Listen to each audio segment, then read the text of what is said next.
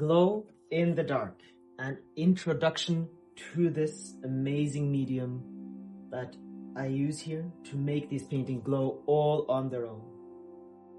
To avoid confusion, this is UV reactive pigments. I talk about that in other tutorials.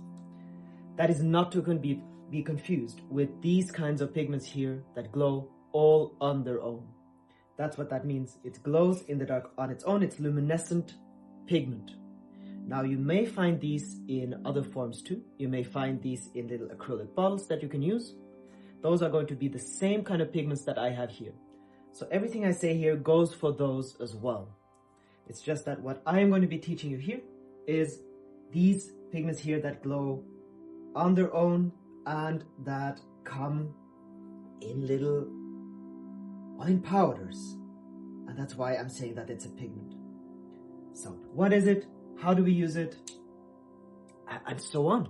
Well, first of all, as I said, these bottles here that I use, they come in pigments. They are, well, they look like this. So it looks like a powder on your palette, just like this.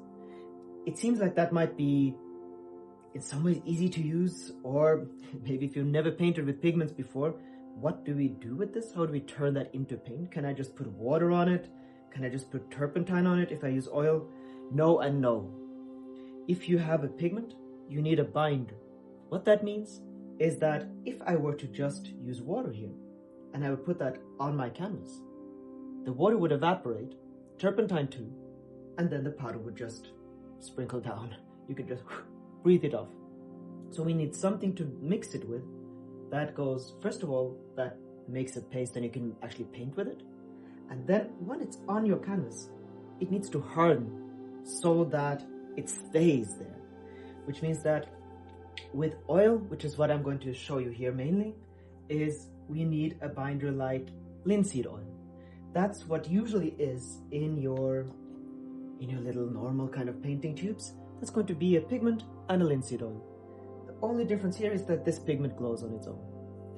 Now, if you've ever used this before, you will know that it is not fun to paint with. One of the main reasons why people try this out and they never do it again is because it feels incredibly draining. And that's because of the technology. Glow in the dark, they are crystals. They charge light and then they release them on their own, which is then very different. UV reacts to the UV light and sends it back to you. But that's not what glow in the dark colors do. They actually send light completely on their own, which is why they can glow in the dark, but that also means that they have to be a lot coarser. You cannot use a grinder and grind these finer. You'll destroy the crystals. And the heavier the crystal, the brighter and the longer it shines. These are the strongest ones that I have, which are wonderful, much stronger than what I've used here, but almost impossible to paint with. If you've ever seen a proper store, for instance, that sell these pigments like Technoglow that I am using, you'll see that they go from 15 micrograins to 500. That means how coarse is it? 15 will feel a little bit like your normal paint. It'll behave a little bit worse. 500 is like very coarse sand.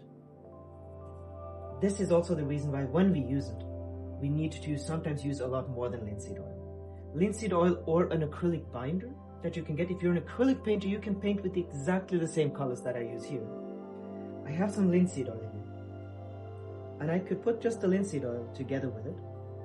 And you will see I already have something that I can paint with. Let me paint with this. So what I have here is 35 microns.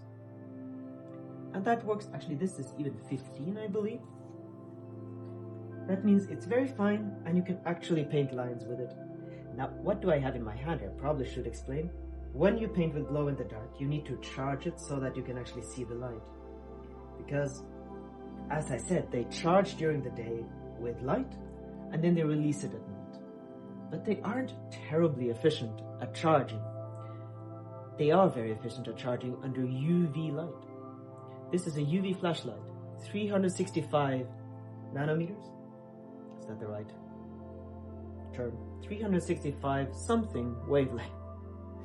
And that supercharges glow in the dark. So I have a UV light anyway, because I'm painting with UV reactive colors. So while I paint with UV colors, my glow in the dark charges, and so it glows quite strongly right away and charges all the time while I paint. If you don't have that, you can also just use a flashlight, and then you shine on your brush every so often, and you can charge it and you can keep painting. You can also then charge your painting while you go, and you can do this, and then you can kind of see it and you can continue to paint. So when you paint with these colors, you do need a UV flashlight or strong flashlight. UV is best, and then you can paint with them. So to the micrograins, this works, but it will not work if I use this. If I have my 500 ones, then let me show you here. This is hopefully it's going to be possible for you to see it. These are little grains.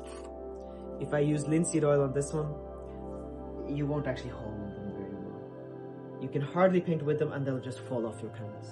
So what I use here is something called liquid. You can also use other impastos, paste, heavy paste that you would usually use to make your own pigments often. These you can then trap, and now you have them here. This will harden on your canvas, and that works very well. And in that way, you can use these colors and you can use the heavier ones too. You can even use them as stars up above on your canvas. These will come in lots of different colors.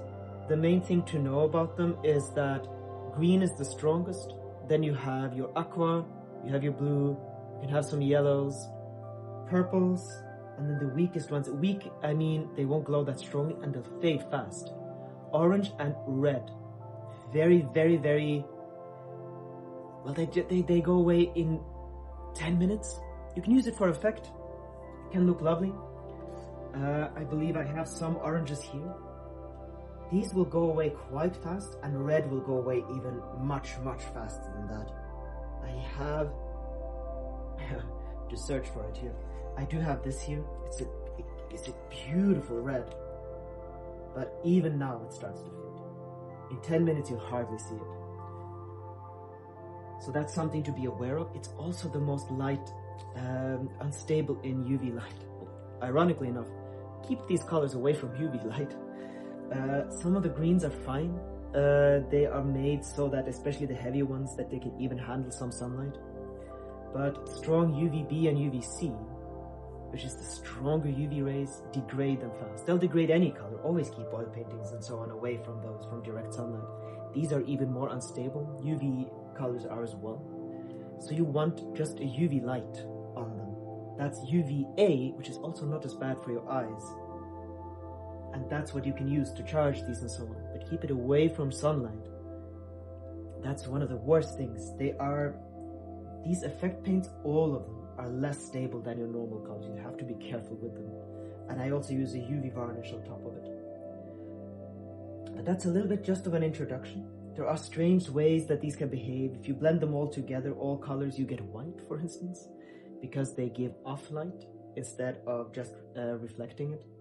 So there are incredible things you can do. With UV colors, if you ever used UV, you know that there's no white. There is white in glow-in-the-dark colors. You have actual, really nice pure white. There are all manner of things that it's possible to do. But this is just the basics of it. You need to be aware of the microns, the fine grains, the binder that you need to use it with. You can mix these with all other pigments. You can even mix this with your normal paint, but they'll very quickly lose their shine. So if you want to mix this with colors that are visible in the daylight, usually what you do is you mix them with UV colors. This here is already a the manufacturer already make these with UV colors. UV colors you can mix in. That's fine. Because UV colors are much more translucent, while normal colors are so opaque, they block it, they block the light. So you can mix them with a bit of normal ones, but it's not advisable. And they are on their own very translucent, so you can put them on top of your painting. And your painting, you will see it, and you'll just have an invisible layer of glow in the dark on top of this. So the way to often use this is to use them at the end, and then you can just make it shine in the night, but anything that's underneath it you can still see. So that's often the way to use this. I blend them all together, but that's a bit more complex. So in the other tutorials, I'll go deeper into all of this and in all different directions, how to use them, how to blend them, how to use them with UV colors and so on. If you're watching this anywhere else, then in my Patreon Academy, there's a link below to that Academy where you can see a wealth of all manner of other tutorials on how we progress. But this is just a quick intro to these amazing magical colors. Do try them out. Don't get too frustrated. It is difficult, but you'll get rewarded when you try it out, I promise. And then you can just make these ethereal magical worlds that glow all on their own.